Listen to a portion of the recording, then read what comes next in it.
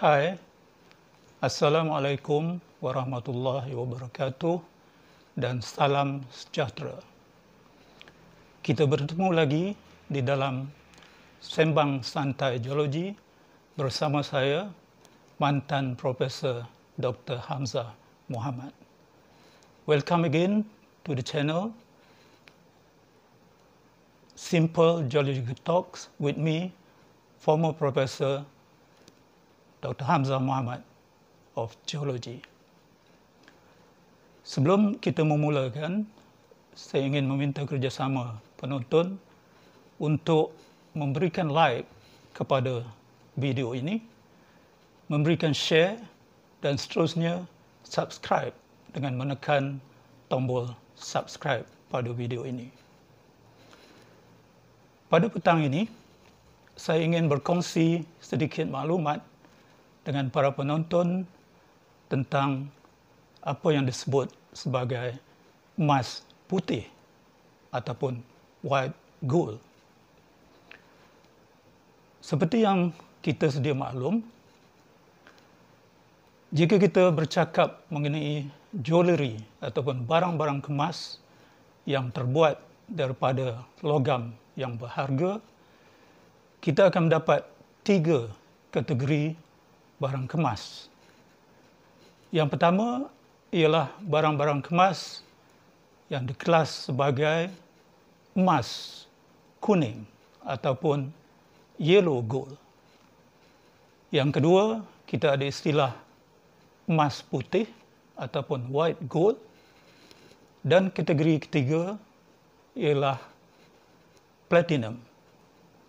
Jadi saya akan huraikan secara ringkas tiap-tiap satu daripada kategori ini, dan saya menarik perhatian para penonton kepada sketch yang telah saya buat untuk menjelaskan perkara ini.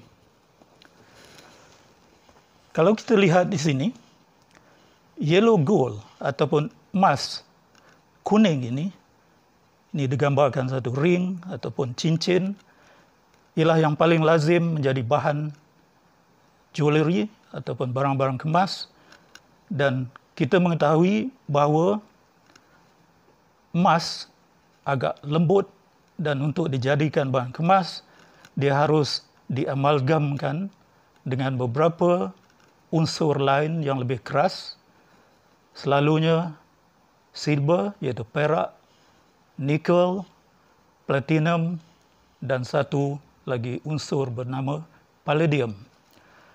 Yang paling biasa di dalam emas kuning, iaitu yang biasa dipakai sebagai jewelry, ialah emas 22 karat gold, emas 22 karat, ataupun bersamaan dengan emas 91.6%, perak 8.4%. Jadi ini dilebur dan menjadi emas kuning yang lebih tahan dan sesuai untuk diacu menjadi bahan-bahan kemas. Kategori yang kedua tadi ialah white gold ataupun emas putih. Biasanya orang bercakap mengenai emas 18 karat, di mana emas diamalgamkan dengan unsur-unsur seperti di atas. Salah satu ataupun lebih dari unsur tersebut, iaitu perak, nikel, platinum, palladium, mana-mana satu atau dua daripadanya. Cuma perbezaan untuk white gold ini ialah dia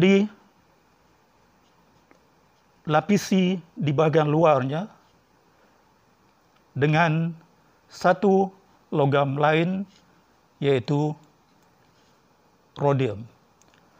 Dan rhodium ini membawa kepada pencahayaan keperak-perakan atau silvery look yang berwarna putih, yang menjadikan ia disebut sebagai emas putih.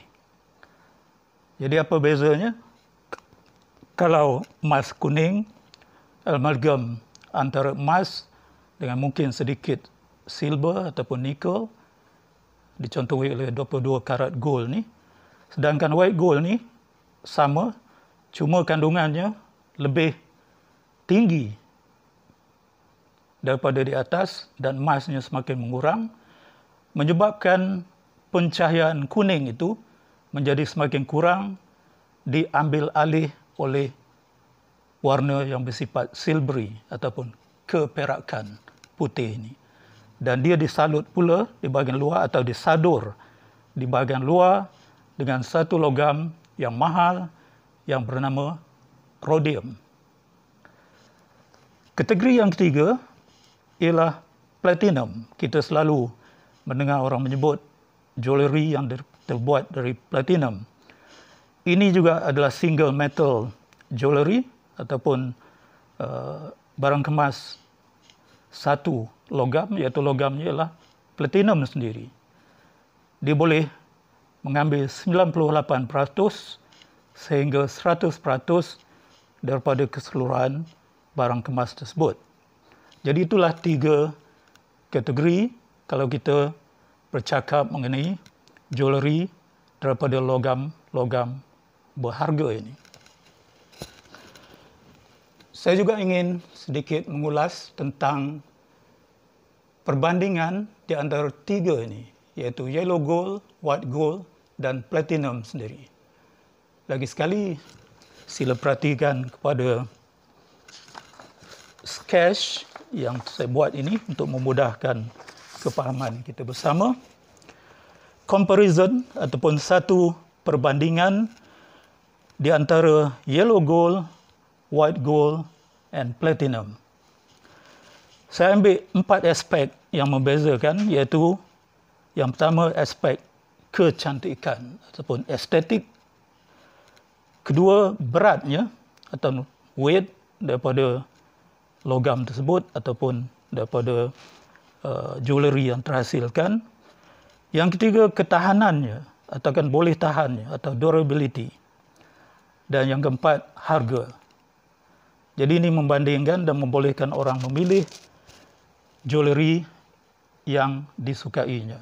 Ya, kita tengok dahulu yellow gold. Of course, sudah tentu dari segi aesthetic value, iaitu dari kecantikan, adalah tinggi atau sangat tinggi. Sedangkan white gold ini cuma moderate ataupun pertengahan saja. Begitu juga platinum pun boleh kita anggapkan moderate atau pertengahan saja. Dari aspek berat loyang tersebut, emas kuning ini sebenarnya adalah yang terringan di antara campuran ini, kerana telah dicampurkan dengan beberapa unsur lain, dia menjadi berat, terutama sekali platinum. Jadi ini yang selesa dipakai untuk sebagai jewelry kerana beratnya agak rendah ataupun ringan. Berbanding dengan emas putih ini, kita anggapkan sebagai moderate, sederhana saja, tetapi platinum adalah yang terberat, sehingga kita boleh memilih yang mana hendak kita sesuaikan dengan pemakaian kita. Aspek ketiga ialah kebolehtahanannya atau durability. Emas kuning tinggi, emas putih sederhana atau moderate kerana dia telah digaulkan lebih banyak dengan unsur-unsur yang lain. Dan platinum kerana dia single metal kembali agak tinggi dalam ketahanannya, durability. Bagaimana pula dengan harga jewelry atau bahan kemas yang dihasilkan oleh 3 kategori logam ini? Of course, lagi sekali yang tertinggi ialah emas kuning yang kita pakai itu. Dan saya catatkan juga harga emas kuning. Harga pasarannya kini ialah ringgit Malaysia 250 per gram. Jadi harganya mahal. Emas putih bergantung kepada logam apa yang telah dimasukkan untuk menjadikan sifat silvery atau keputihan itu. Tetapi saya nyatakan tadi bahawa dia disalut dengan satu unsur iaitu rhodium Dan rhodium ini ialah unsur termahal, malah lebih mahal daripada emas sendiri. Harga pasarannya sekarang ni RM2,000 Malaysia segram. Jadi kalau harga white gold ini mahal, kebanyakannya dipengaruhi oleh bahan yang menyalutnya. Dan platinum dengan harga separuh daripada emas, 130 per gram, dianggap sederhana dalam harga. Jadi itulah sedikit penjelasan dari saya tentang 3 kategori bahan jewelry yang terbuat daripada logam ini.